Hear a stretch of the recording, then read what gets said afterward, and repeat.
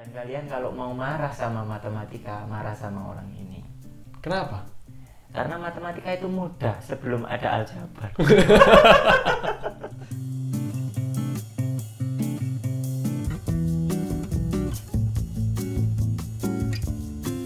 Halo, assalamualaikum warahmatullahi wabarakatuh. Waalaikumsalam warahmatullahi wabarakatuh.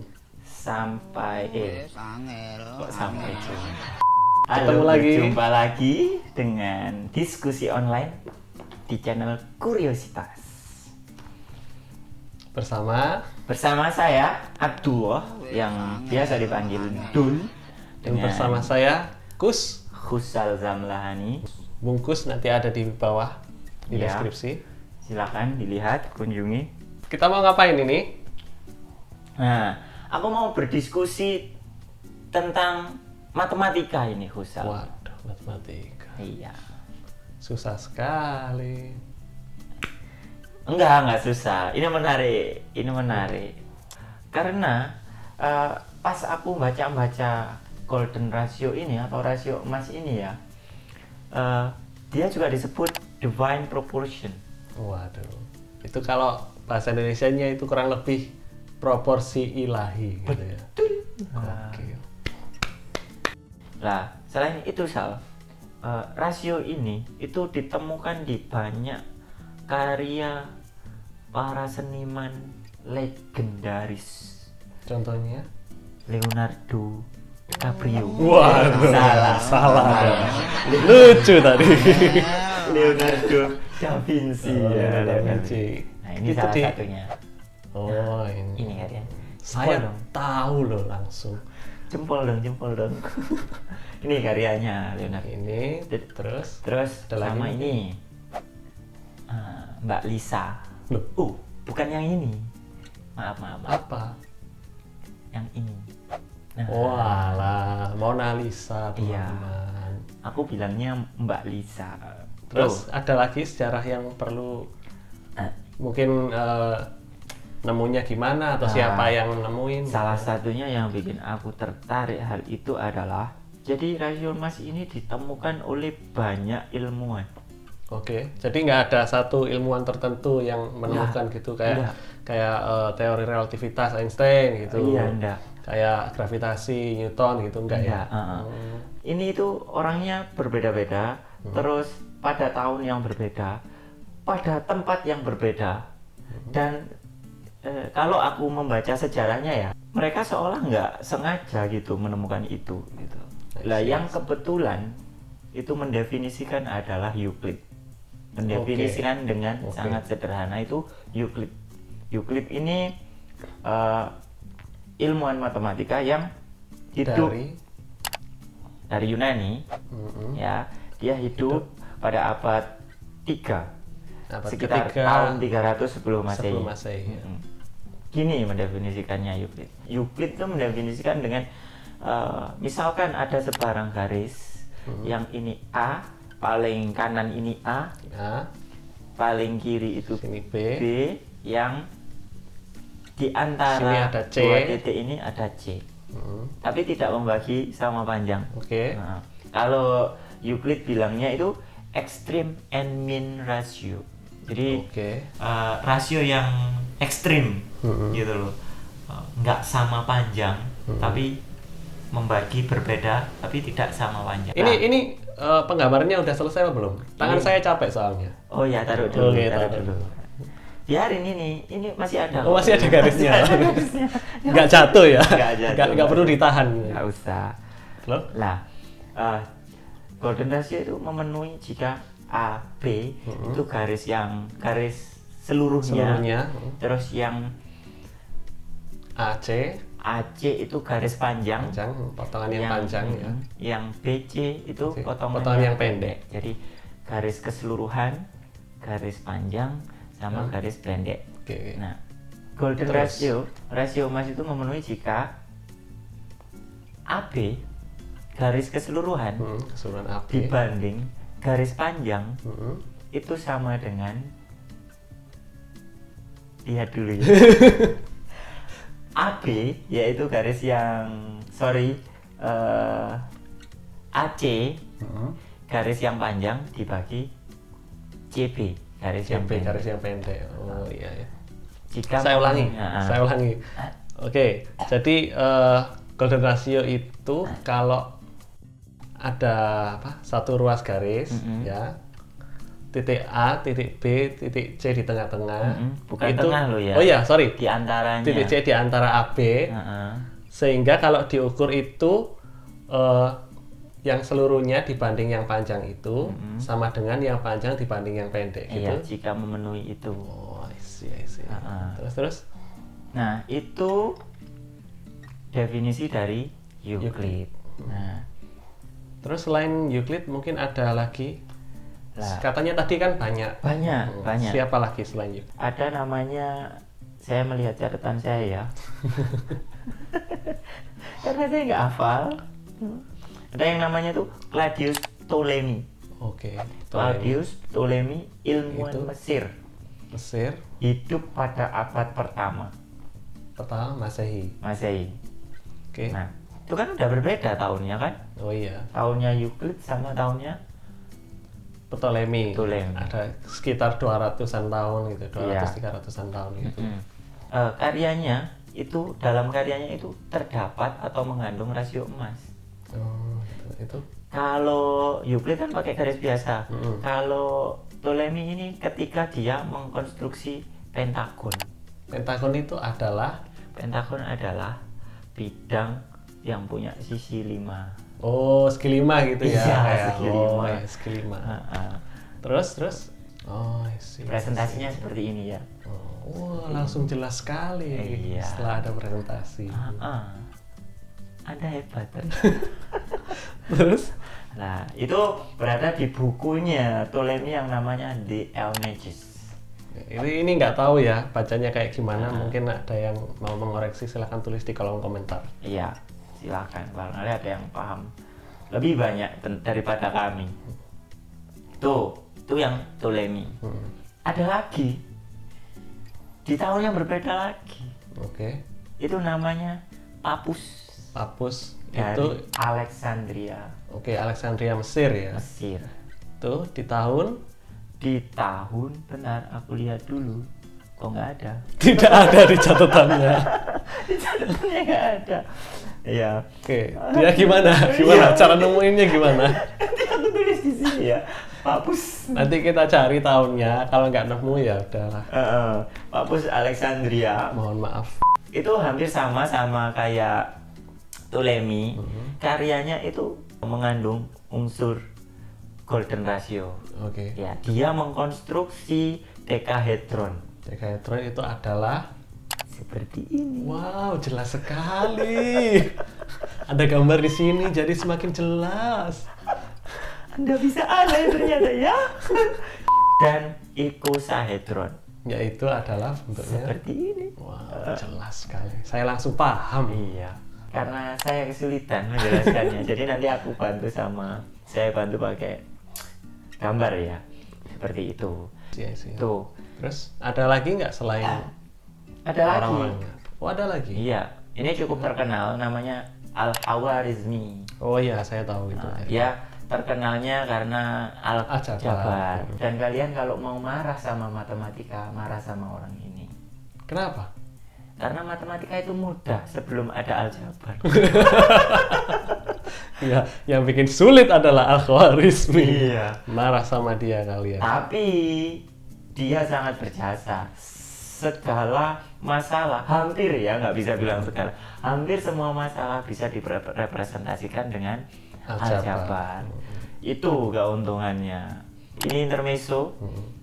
Tanpa nol, konsep matematika kayaknya kacau. Iya. Nah, seperti kita itu. Nggak akan nemu banyak hal kayak suhu negatif, suhu dingin kayak gitu, nggak akan ada.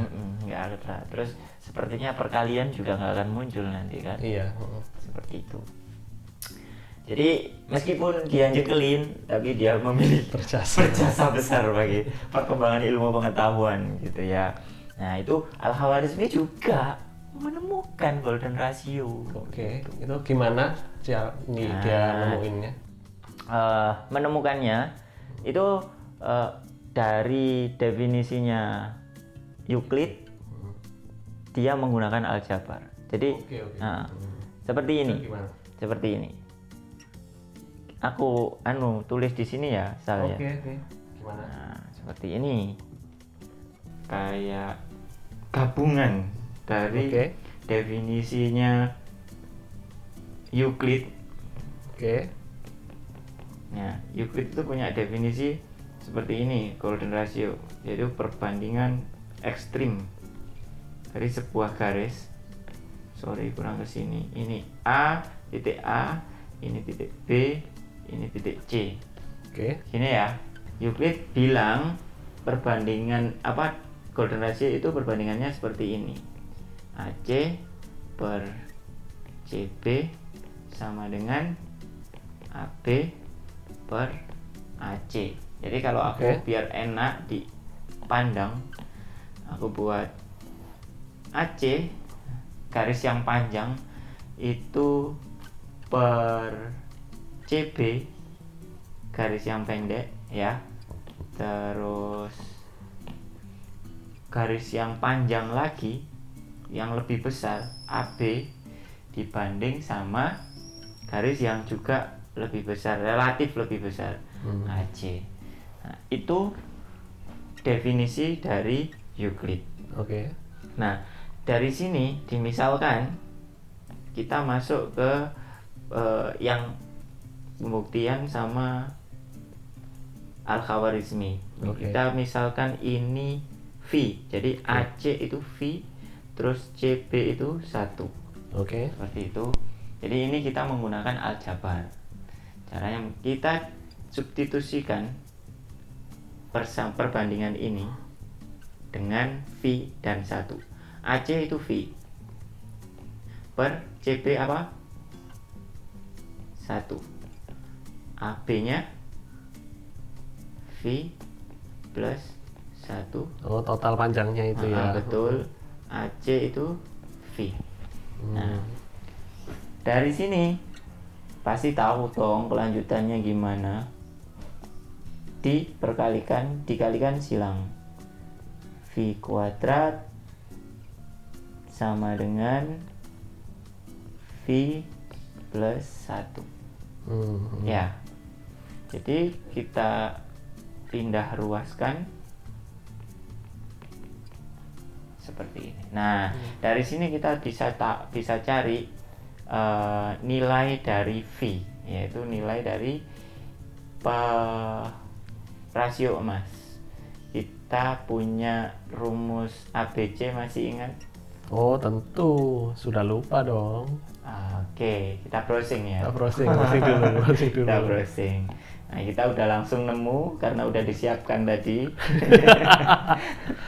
Jadi V atau akar dari V yang pertama dan yang kedua rumusnya adalah minus B plus minus akar B kuadrat dikurangi 4AC per 2A. Nah, ini rumusnya mencari akar. Jadi kita pakai rumus ini. Nah, di sini kan kalau biar mungkin ada yang belum tahu ya. A itu siapa, C itu siapa, B itu siapa. Ini A, koefisien dari V kuadrat itu A. Pertama ya V kuadrat. Koefisien dari V itu B dan konstanta itu C. Nah, konstanta itu C. Jadi kita substitusikan A-nya berapa? 1. V12 sama dengan minus dari minus 1 ya. Akar B kuadrat itu minus 1 kuadrat dikurangi 4 kali A-nya 1, C-nya minus 1 per bagi 2 kali 1. Ini deh kita ketemukan 1 plus minus akar 1 ditambah 4 per gitu ya. Terus jadi V-nya adalah 1 plus minus akar 5 per 2. Ini adalah nilai dari V. Seperti itu. Nah, ini kan ada, kita punya akarnya ada 2 kan, yaitu misal V1-nya 1 plus akar 5 per 2, terus V2-nya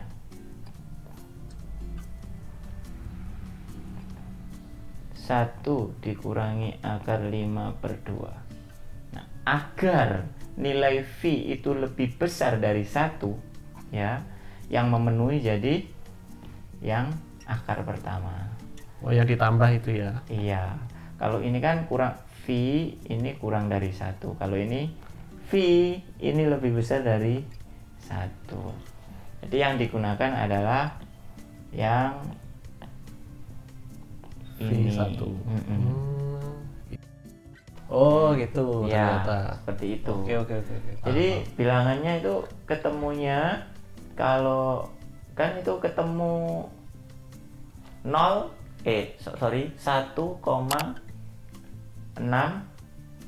berapa? 1803398 dan seterusnya.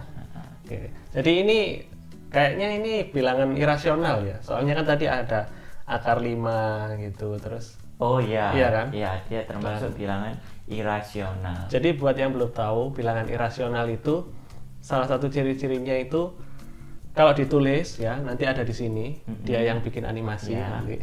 Ditulis panjang, nggak ada ujungnya, terus angka-angkanya itu nggak berulang, nggak ada pola yang berulang. Gitu. Nah, itu intermezzo lagi, orang matematika sedunia itu banyak-banyakan mencari angka di belakang koma tersebut.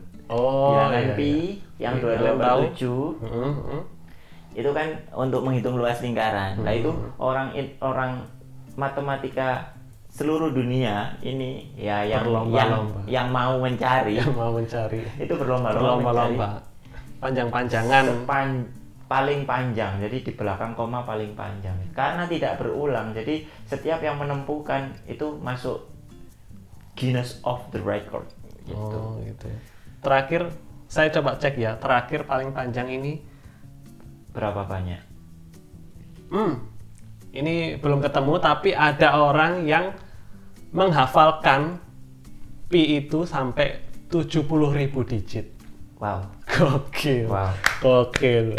Itu betapa nganggurnya dia itu. Ini ya, banyak sekali waktunya dia. Ya. Tadi intermezzo ya? Intermezzo. Itu terakhir itu Al-Khawarizmi itu. Aku belum menemukan lagi sih ada lagi atau enggak. Tapi dilihat dari 4 orang ini ya kan, Euclid, Ptolemy, Pappus sama Al-Khawarizmi. Mereka pada tahun yang berbeda, orang yang berbeda, caranya berbeda. Gini ya teman-teman, ketika ilmuwan, meskipun dia itu terpisah jarak, terpisah waktu, ketika penelitiannya itu menggunakan cara yang benar, nggak harus sama dengan cara yang benar, hasilnya pasti sama. Siapapun, ya begitu. Menarik. Husserl begitu tak? Ya begitu. Begitu. Dia nggak yakin dia. Iya, aku mau mencari validasi ke orang lain. Dia nggak yakin. Ya. Oke. Terus kalau gitu, menarik banget tadi cara nemuinnya, caranya beda-beda, orangnya beda-beda, tapi hasilnya sama. Terus, tapi gini di alam atau aplikasinya gitu di bidang selain matematika gitu, kira-kira ada nggak sih aplikasinya atau di alam gitu, ada nggak sih? Golden ratio itu hampir bisa ditemukan di alam semesta ini. Kayak contohnya keong, rumah keong itu kalau dibelah itu seperti ini lah. Jelas sekali. Ini ada rasio emasnya. Jelas sekali. Unik kan gitu loh, unik kan. Ya, itu. Terus Ada lagi? Ada lagi bunga matahari. Itu gimana? Oh gini, jelas sekali gambarnya. Kamu kelihatan bohong sekali. Terus ada lagi, kalau yang kita bisa nggak usah jauh-jauh, logonya Curiositas. Oh, itu pakai golden ratio juga. Ratio. Jadi logo yang Curiositas ini aku buat menggunakan golden ratio. Yes. Pantes logonya bagus. Kayak Pertamina tapi kata orang-orang. Jadi kalau kalian ingat Pertamina, Ingat Curiositas. Itu. Terus apalagi yang mau ada tambahan lagi mungkin? Apa ya? Oh iya, satu ini yang aku bikin penasaran. Aku habis lihat video tentang Harun Yahya. Okay. Sorry, bukan tentang Harun Yahya. Videonya Harun Yahya. Okay. Ada yang tahu Harun Yahya kan? Nah, Ya, dia itu. tokoh terkenal di dunia ya. Dari Turki ya. Dari Turki. Nggak usah bahas orangnya ya, saya nggak mau bahas orangnya, siapa dia atau apa, kalian searching sendiri. Intinya saya penasaran dengan videonya yang membuktikan bahwa golden ratio itu ada di mana-mana. Nah, yang pingin dan bisa secara sederhana kita buktikan atau kita coba buktikan itu, video itu mengatakan bahwa jika kutub utara itu adalah titik, kutub selatan adalah titik, dan Ka'bah itu titik di antara kutub utara dan kutub selatan. Jika keduanya ditarik garis sampai ke titik kutub utara sama kutub selatan, tarik garis melalui Ka'bah, itu memenuhi golden ratio. Nah, kita mau membuktikan itu gitu loh. Oh gitu ya. Kita mencoba di channel ini ya. Di channel ini langsung di video ini. Langsung gitu. Oke, coba kita buktikan. Kita buktikan. Ayo. Kita buat langsung full screen ya. Gimana? Pembuktiannya gimana? Jadi kita buka Google.